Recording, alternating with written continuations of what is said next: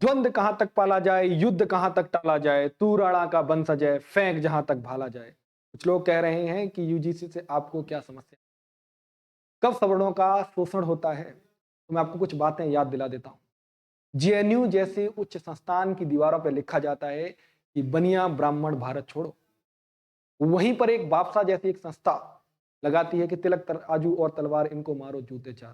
तो अगर ऐसी बातें अगर संस्थानों के अंदर हो रही हैं, तो आपको नहीं लगता कि सवर्णों को भी इस कानून के संरक्षण में होना चाहिए था?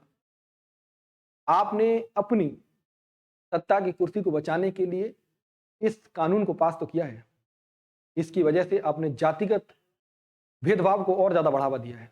आर्टिकल 15(1) संविधान का कहता है कि सभी को समान अधिकार है, किसी को not discriminate on the basis of race, caste and gender. But आपने ये करके दिखा दिया कि हाँ भाई किया जा सकता है, हम संविधान को नहीं मानते।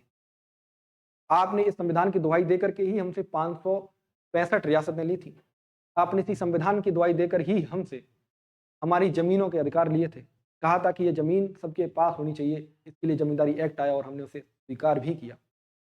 लेकिन इस प्रकार के कानून ला करके आपने बता दिया है कि सवर्णों का इस देश में कोई अस्तित्व नहीं है।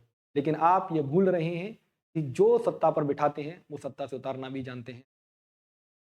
एक बहुत बड़े कवि की पंक्ति है, जिन हाथों ने शक्ति दी हो राज तलक करने की, उन हाथों में भी शक्ति होती है सर उतार लेने की। तो याद रखना, ये सत्ता किसी की नहीं है। आज आप हैं, कल हम होंगे, कल कोई और होगा। इसलिए इस कानून को जल्दी से जल्दी वापस लिया जाए और एक ऐसा कानून बनाया जाए जिसमें सभी के लिए भलाई हो और जिससे देश के अंदर एक शांत माहौल बना रहे और अच्छे से भाईचारा बना रहे।